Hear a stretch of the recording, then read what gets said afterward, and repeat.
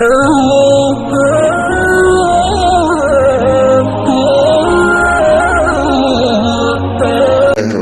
الرحیم۔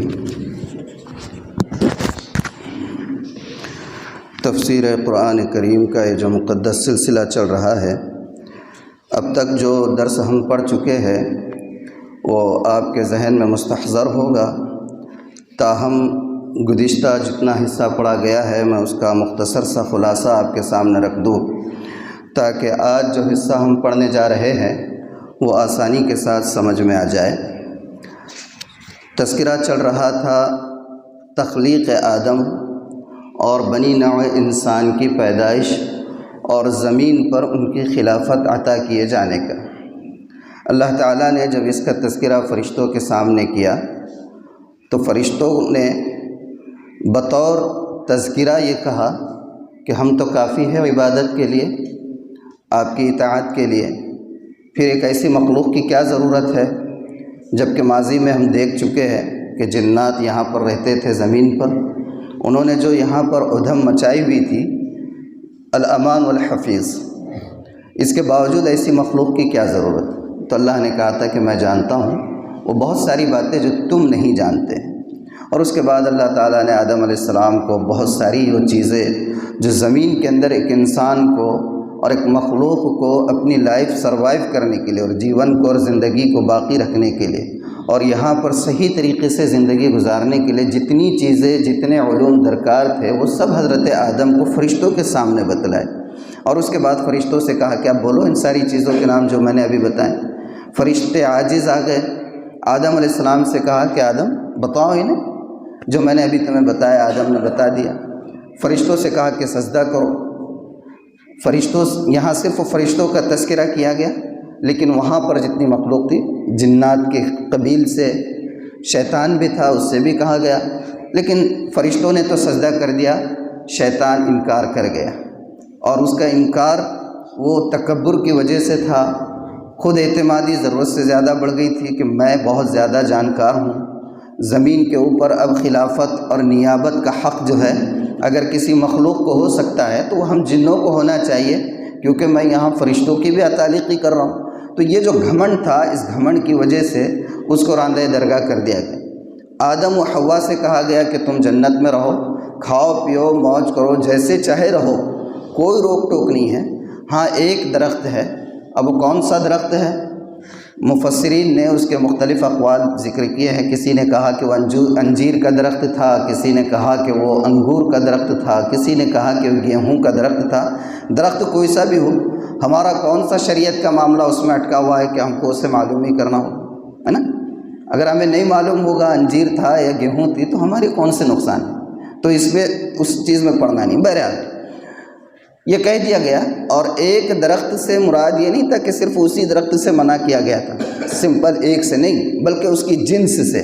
جیسے حدیث کے اندر اللہ کے رسول صلی اللہ علیہ وسلم کا ایک واقعہ بہت مشہور ہے کہ آپ نے ایک مرتبہ ایک ہاتھ میں ریشم کا کپڑا اور ایک ہاتھ میں سونا لے کر کہا تھا کہ یہ دونوں چیزیں میری امت پر حرام ہیں، ایک ہاتھ میں سونا اور ایک ہاتھ میں ریشم کا کپڑا۔ اب اس سے یہ تو مراد نہیں ہوتا کہ اللہ کے رسول صلی اللہ علیہ وسلم کے دست مبارک میں اس وقت جو ریشم کا پرٹیکولر کپڑا تھا یا آپ کے دست مبارک میں جو پرٹیکولر سونا تھا وہی سونا اور وہی کپڑا حرام ہے، نہ، بلکہ اس کا مطلب یہ تھا کہ اس کی جنس، دنیا میں جتنے بھی ریشم کے کپڑے رہیں گے یہ مردوں کے لیے حرام، سونا جو رہے گا وہ مردوں کے استعمال کے لیے حرام میری امت۔ اسی طریقے سے ایک درخت کا تذکرہ کرنے سے مراد یہ ہے کہ اس کی جنس کے جتنے درخت وہ سب حرام۔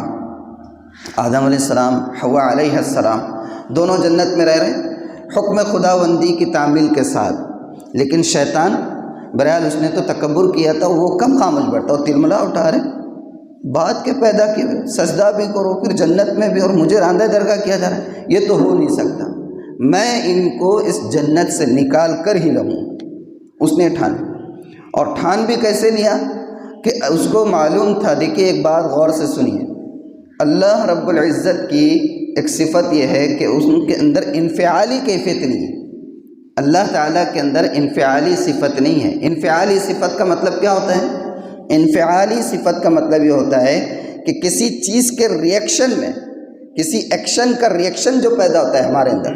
مثال کے طور پر کوئی بندہ خاموشی سے، ہم بیٹھے ہوئے ہیں، آ کر برہنہ گالیاں دینا شروع کر دے کسی کو، تو بھئی وہ انسان ہے، اس کے دل کے اوپر اس کا اثر ہوگا، اور اس کے گالیاں دینے کی وجہ سے اس کے مزاج کے اندر گرمی پیدا ہونا لازمی چیز ہے. وہ اگر مارے گا نہیں تو کم از کم اس کو الٹا تو پلٹ کر کچھ کہے گا، اور اگر بہت زیادہ پولائٹ ہے، بہت زیادہ کلچرڈ ہے، مہذب ہے، تو آخر اتنا تو بولے گا ارے بھائی کیا لگا ہے بدتمیزی، خاموش بیٹھ، میں خاموش رہ رہا ہوں، اس کا یہ مطلب نہیں کہ یہ میری بزدلی، ایٹ لیسٹ اتنا تو بولے گا. لیکن اللہ کے اندر یہ صفت نہیں ہے. اللہ کے اندر اگر ایسی صفت ہوتی کہ ایکشن کا ریئیکشن اللہ کی طرف سے ہوتا تو اس دنیا کے اندر کوئی ایک کافر ایک سیکنڈ کے لیے بھی سانس نہیں لے سکتا. جس رب نے اس کو پیدا کیا، جس نے زندگی دی، جس نے سانس لینے کا نظام بنایا، جس نے خوبصورت جسم دیا، اسی کی نافرمانی کر کے اس کے ساتھ کسی اور کو کوئی شریک کرے، ایک سیکنڈ کے لیے بھی اللہ اس کو پنپنے نہیں دے گا. لیکن یہ اللہ کی شان کریمی ہے، اس کی شان رحیمی ہے، اور اس کا لطف اور اس کا کرم ہے کہ اللہ کے اندر انفعالی کیفیت نہیں ہوتی ہے، وہ ایکشن کا ریئیکشن نہیں کرتا ہے، اس کا ایک نظام ہے، اس نظام کے تحت چلا ہے. شیطان اللہ کی اس صفت سے واقف تھا. ہم انسانوں کو بڑا فخر ہے کہ ہم اشرف المخلوقات ہیں، لیکن افسوس کی بات یہ ہے کہ ہمیں خود اپنے رب اور اپنے نبی پاک صلی اللہ علیہ وآلہ وسلم کے مزاج کا بھی اندازہ نہیں ہے نا. تو شیطان کو اس صفت کا اندازہ تھا، اس لیے اس نے کیا کیا، اس کو معلوم تھا کہ ادھر سے ریئیکشن نہیں ہوتا، جو ہونا ہے وہی ہوگا. اس نے بھی مہلت مانگی. اچھا ایسا ہے، آپ کا یہ جو نیا پروڈکٹ ہے یہ بہت کمپلیٹ ہے اور یہ برابر آپ کے نظام کو نافذ کر کے رہے گا، میں بھی بہکاؤں گا اگر آپ مجھے مہلت دے دیں. اللہ نے کہا قیامت تک کے لیے تجھے مہلت دے جا بے، جو کرنا ہے کر لے اور جتنا بہکانا ہے بہکا لے. میرے جو بندے رہیں گے، میرے پیغمبروں کی اور انبیاء کی جو پیروی کرنے والے ہوں گے، تیرے بہکاوے نہیں ہیں. جو لوگ لیکن پیروی کریں گے پھر ان کا ٹھکانہ وہی ہوگا جو تیرا ہونے والا ہے. یہ سارا خلاصہ تھا. بہرحال اس نے کوشش کیا کسی طریقے سے آدم و حوا علیہ السلام کو اس درخت کے کھانے پر اس نے جو ہے تو بہکا دیا، پھسلا دیا، اور وہ لوگ اس کو چک گئے، اور چکتے ہی انہیں ریئلائز بھی ہو گیا کہ یہ بہت بڑا غلط کام ہو گیا. کیونکہ کتابوں میں آتا ہے کہ جیسے ہی وہ درخت جس سے کھایا گیا، فوراً جو جنت کے کپڑے ان کے بدن کے اوپر زیب تن تھے وہ سب کپڑے آٹومیٹیکلی ہٹ گئے اور سطر ان کی ظاہر ہو گئی، اور وہیں سے ان کے اندر جو انسانی اور بشری حیثیات ہوتی وہ سب پیدا ہو، اور انہوں نے فوراً جنت کے درختوں کے پتے وغیرہ لے کر اپنی شرمگاہوں کو چھپانا شروع کر دیا، اور ریئلائز ہو گیا کہ تو بہت بڑا غلط کام ہو گیا. اللہ نے اسی ایک چیز سے منع کیا تھا اور ہم یہ کیا کر بیٹھے، پچھتا رہے، بہت پچھتا رہے. اللہ تعالیٰ نے زمین پر اتار دیا. اور یہ بات بھی ذہن میں رکھیں کہ زمین پر اتارا جانا آدم علیہ السلام کو اور حوا علیہ السلام کو بطور سزا نہیں تھا. ہمارے ذہنوں میں کیا آتا ہے کہ درخت کھا لیا آدم نے. بہت سے لوگ بولتے بھی ارے بھائی بابا آدم غلطی نہیں کرتے تو اپن دنیا میں آتے ہی نہیں. نعوذ باللہ، بہت بڑا یعنی کہ خطرناک جملہ ہے.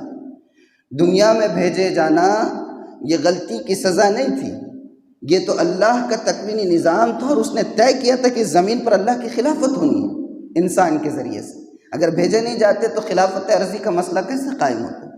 وہ بھیجا جانا ایک طے تھا، اور یہ جو آزمائش کا مرحلہ تھا یہ بھی اللہ کی تقدیری علم میں تھا.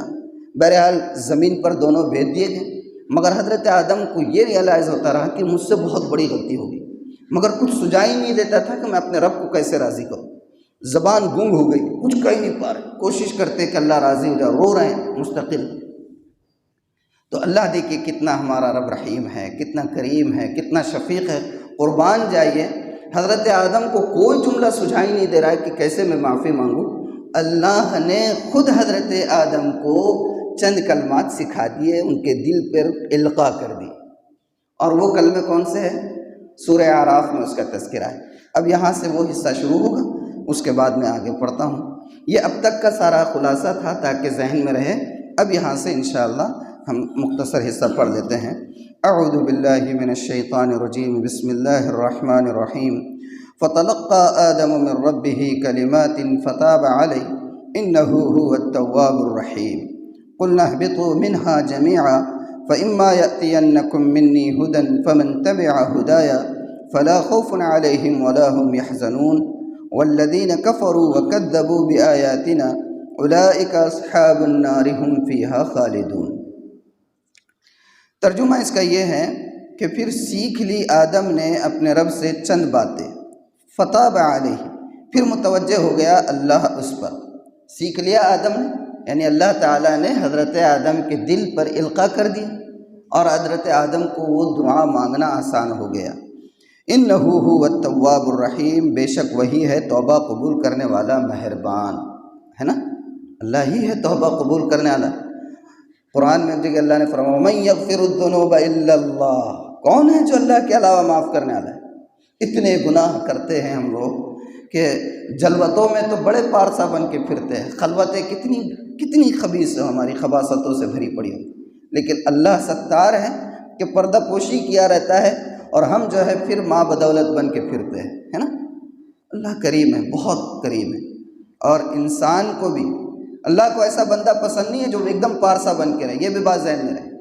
بھائی انسان ہے، انسانی فطرت کے حساب سے ہی رہنا چاہیے، اس کا یہ مطلب نہیں گناہ کرتے پھرنا ہے، گناہ غلطی سے ہوتا ہے، اگر غلطی سے گناہ ہو جائے تو اس پر اڑے نہیں رہنا ہے، اس پر اڑے نہیں رہنا ہے۔ اللہ کے رسول صلی اللہ علیہ وسلم نے فرمایا کل بنی آدم خطاء وخیر الخطائین التواب، ہر بنی آدم جو ہے اس سے غلطی کا سرزد ہو جانا وہ یقینی بات ہے، اللہ کے رسول نے فرمایا، لیکن بہترین غلطی کرنے والا کون ہے؟ جو فوراً اللہ سے توبہ کرنے والا، تو اللہ توبہ کرنے والا ہے، بندے کا کام یہ ہے توبہ کر لیں۔ دیکھیں توبہ کی جو نسبت ہوتی ہے وہ دونوں کی طرف ہوتی ہے، اللہ کی طرف، اللہ تواب ہے نا، انہ هو التواب الرحیم پڑھتے ہیں نا کہ اللہ بہت زیادہ توبہ قبول کرنا، اور بندہ بھی تواب ہوتا ہے، تواب معنی بہت زیادہ متوجہ ہونے والا۔ بندہ متوجہ کیسے ہوتا ہے؟ جب کوئی غلطی ہو گئی، گناہ ہو گیا تو وہ رجوع کرتا ہے اپنے گناہوں سے، اس کو پشیمانی ہوتی ہے، شرمندگی ہوتی ہے تو پلٹتا ہے۔ اور اللہ کیسے متوجہ ہوتا ہے؟ اپنی رحمت کے ساتھ بندے کی طرف پلٹتا ہے، ٹھیک ہے غلطی ہو گئی، اعتراف کر رہے ہیں، ٹھیک، تو اللہ تعالیٰ معاف فرما دیتے ہیں۔ تو بہترین گنہگار کون ہے؟ جو توبہ کر رہے ہیں، ہے نا۔ اب یہاں پر ایک بات مجھے بات سے بات ذہن میں آگے بتا دوں کہ دیکھیے کسی گناہ پر سزا دینا یا کسی غلطی کے اوپر سزا ملنا اور کسی نیکی کے اوپر اجر ملنا یہ بالکل لازمی چیز نہیں ہے، یہ بات ذہن میں رکھے۔ ہم اگر یہ سمجھے کہ میں 5 وقتہ نمازی ہوں، فرائض واجبات سنن مستحبات نوافل پورے پڑھ رہا ہوں، اب مجھے اس کا اجر چاہیے ہی چاہیے، خام خیالی ہے۔ اجر ملنا کسی نیکی پر یہ بھی اللہ کے فضل پر منحصر ہے، اور اگر کوئی بندہ کوئی غلط کام کرتا ہے تو ضروری نہیں ہے کہ اس کو سزا ملے ہی ملے، اللہ نے ایک نظام بنایا اس کے تحت اللہ سزا دے گا، لیکن وہ قادر مطلق ہے، وہ غفار ہے، وہ رحیم ہے، وہ کریم ہے، وہ شفیق ہے، اسے کون بول سکتا ہے اگر وہ کسی زانی کو جو ہے معاف کر دے، اگر کسی کافر کو بلا حساب کتاب جنت میں داخل کر دے، ہے کسی کی مجال جو اس کے سامنے اف کرے کہ آپ نے یہ کیوں کیا؟ تو یہ بات ذہن میں رہے، یہ مسئلہ کہ نیکی پر اجر ملنا اور گناہوں پر سزا ملنا یہ کوئی فطری چیز نہیں ہے، یہ اللہ کی مرضی پر منحصر ہے۔ اور یہ بات میں یہاں کیوں بتا رہا ہوں؟ اس بات سے بات یاد آ گئی کہ فتلقى آدم من ربہ کلمات، آدم علیہ السلام نے اللہ سے کچھ کلمے سیکھ لیے اور اس کے ذریعے سے توبہ مانگی۔ اب ہمارے جو یہاں پر کرسچنٹی جو ہے، کرسچن جو ہے، عیسائی لوگ، ان کی آئیڈیالوجی کیا ہے؟ وہ لوگ کیا کہتے ہیں کہ بھئی آدم نے گناہ کیے اور ایسا گناہ کیے کہ اس کی پاداش میں جنت سے نکال دیے گئے، اور پھر ان کے ذریعے سے جتنی نسل پیدا ہوئی، ظاہر سی بات ہے پوری نسل انسانی آدم کی اولاد برابر ہے، اس حساب سے وہ لوگ کہتے ہیں کہ ہر انسان جو پیدا ہونے والا ہے وہ گنہگار ہے، فطری طور پر گنہگار ہے۔ اور پھر اس کا ازالہ کیسے ہوا؟ لاکھوں سال کے بعد، ہزاروں سال کے بعد اللہ نے نعوذ باللہ ثم نعوذ باللہ اپنے بیٹے کو سولی پر چڑھا کر ان سب کے گناہوں کو معاف کیا۔ یہ کیسے ہو سکتا ہے؟ غلطی کسی اور سے ہو، یہاں تو نبی سے غلطی نہیں ہوتی ہے، یہ ایک الگ چیز ہے، مگر ایک عموم میں بتا رہا ہوں کہ غلطی کسی اور سے ہو اور اس کا ٹھیکرا کسی اور پر پھوڑا جائے، کہتے ہیں کہ بھئی پوری انسانیت وہ گنہگار پیدا ہوتی ہے، اور اللہ نے کرم یہ کیا، ان کا اپنا نظریہ اور ان کی آئیڈیالوجی ہے کہ اللہ نے کرم یہ کیا کہ اپنے بیٹے کو، جیسس کو، مسیح کو، اس نے جو ہے سولی پر چڑھا کر عیسیٰ سے پہلے کی جتنی انسانیت تھی ان سب کے گناہوں کو معاف کر دیا۔ لا حول ولا قوة، ایسا ہو سکتا ہے؟ یہ تو ظلم ہے، اور اللہ ظالم نہیں ہے۔ لا یزر وازرۃ وزر اخری، قرآن کے اندر ہے کہ کوئی بھی کسی دوسرے شخص کا بوجھ نہیں اٹھائے گا۔ عیسیٰ علیہ السلام پوری انسانیت کا اس سے پہلے کی کیسے بوجھ اٹھا سکتے؟ ایسا باطل عقیدہ بھی ہے نا۔ تو یہ بات ذہن میں رہے کہ انبیاء سے گناہ نہیں ہوتے ہیں۔ انبیاء، ہمارا عقیدہ کیا ہے؟ اہل سنت والجماعت کا عقیدہ کیا ہے؟ کہ انبیاء سے گناہ نہیں ہوتے، وہ معصوم عن الخطا ہوتے ہیں۔ پھر یہ جو غلطیاں کچھ ملتی ہیں، غلطیاں نہیں، یہ جیسی کچھ فروگداشت جو ہوتی ہے، جیسے حضرت آدم علیہ السلام کا جنت میں پھل کھا لینا، حضرت یونس علیہ السلام کا قوم کو چھوڑ کر چلا جانا، یہ جو چیزیں ملتی ہے، یہ غلطی سے یا بھول سے کچھ ایسا کام ہو جاتا ہے جو بہت بڑا نہیں ہوتا ہے، لیکن چونکہ بہت بڑی شخصیت ہے، وہ پورے قوم کے مقتدا ہوتے ہیں، ان کے کاندھوں پر پوری امت کی اس وقت کی ہدایت اور رہنمائی کی ذمہ داری ہوتی ہے، تو ان کی چھوٹی سی غلطی کو بھی اللہ تعالیٰ جو ہے فوراً اس کی پکڑ فرما کر ان کی اصلاح فرما دیتا ہے۔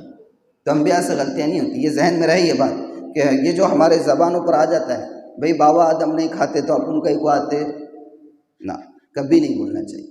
یہ دنیا میں آنا سزا کے طور پر نہیں ہے، یہ تو اللہ نے طے کیا تھا اس زمین کے اوپر انسان کی خلافت، اس کو نائب بنانا ہے، اور یہاں پر جو بھیجا گیا ہے وہ آزمائش کے لیے۔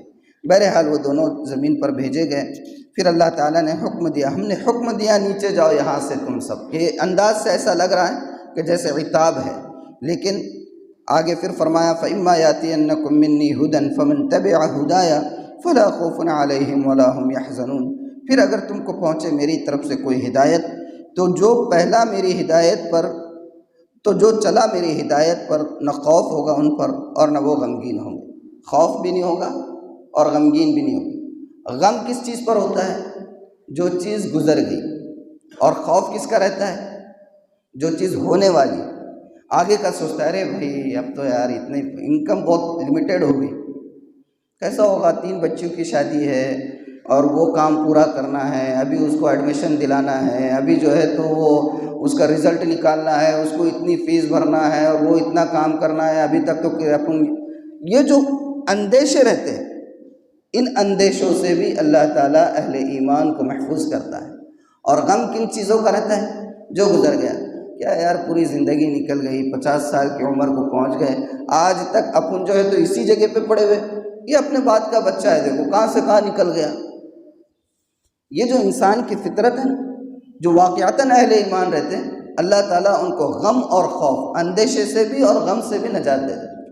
آدمی مطمئن ہوتا ہے۔ اگر اطمینان نہیں ہے تو پھر مطلب یہ ہے کہ تھوڑا سا اپنے ایمان کا اور اپنے دل کا جائزہ لینے کی ضرورت ہے نا۔ قرآن تو غلط نہیں ہو سکتا، نعوذ باللہ ثم نعوذ باللہ، اللہ کا کلام تو غلط نہیں ہو سکتا، تو ہم اپنا جائزہ لیں۔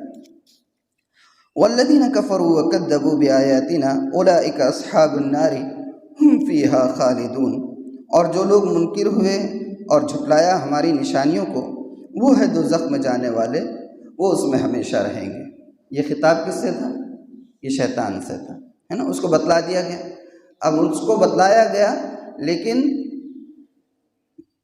اس کے ذریعے سے یہ سمجھ لیجیے کہ پوری انسانیت کو بھی خطاب ہے کہ بھئی یہاں پر اگر تم انبیاء کی تعلیمات کی پیروی کرو گے تو غم اور خوف، اندیشہ، امید و بیم جو بھی ہے اس سے تم جو ہے محفوظ ہو جاؤ، اور اگر انکار کرو گے تو پھر ٹھکانہ وہی ہے جو اس کا ہے نا۔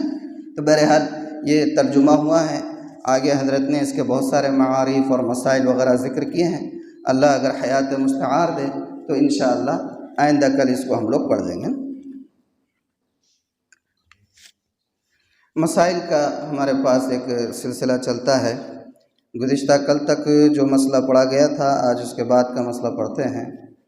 غالباً گزشتہ کل آپ کے پاس پڑھا گیا تھا کہ جنازے کے پیچھے چلنا، میں تھوڑا سا اس کو ایک بار دہرا لیتا ہوں۔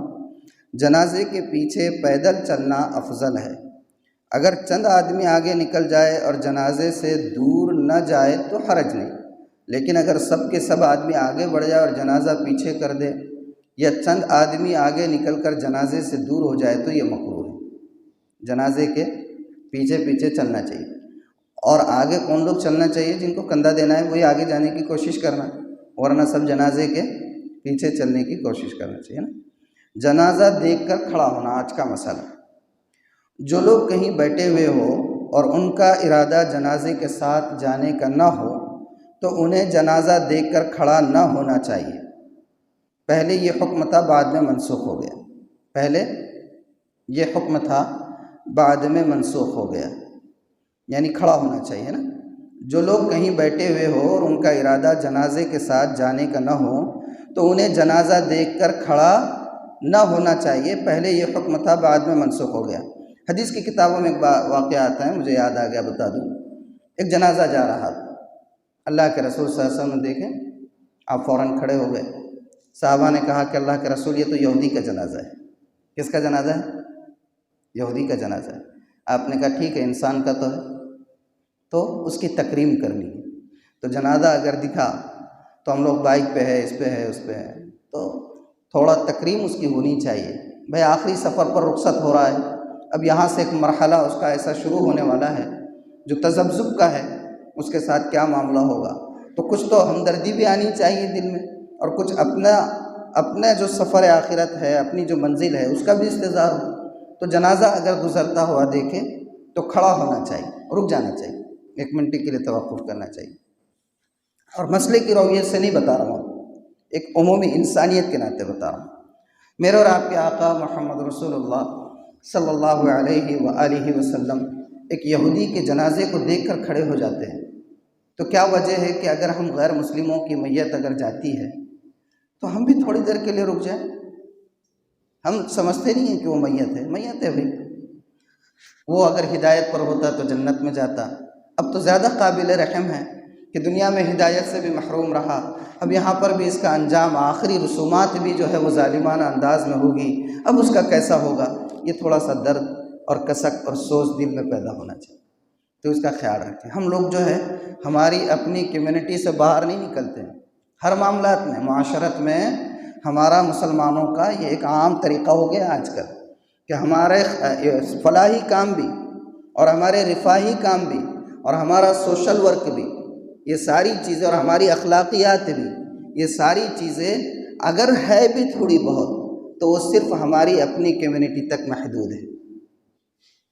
اوور آل بتا رہا ہوں، کہیں کہیں کچھ ہو جاتا ہے، لیکن اوور آل ہماری کمیونٹی کی صورتحال، اور اس کا نتیجہ ہم یہ بھگت رہے ہیں کہ ملکی سطح پر جو ہے ہم لوگ خود سائیڈ لائن کر دیے گئے، ہم لوگ خود سائیڈ لائن کر دیے۔ اس کا احساس نہیں ہوتا ہے کیونکہ ہم مسلم میجورٹی علاقوں میں رہتے ہیں، تو اس کا اندازہ نہیں ہوتا ہے کہ کیسے سائیڈ لائن کیے جا رہے ہیں۔ اس کی وجہ خود ہم ہیں کہ ہم نے کبھی بھی رفاہی کاموں کو، خیر کے کاموں کو اور سوشل ورک کو ادر کمیونٹیز کے ساتھ جو ہے تو ان تک ایکسٹینڈ کرنے کی کوشش نہیں، کاموں کو ایکسٹینڈ کرنا چاہیے۔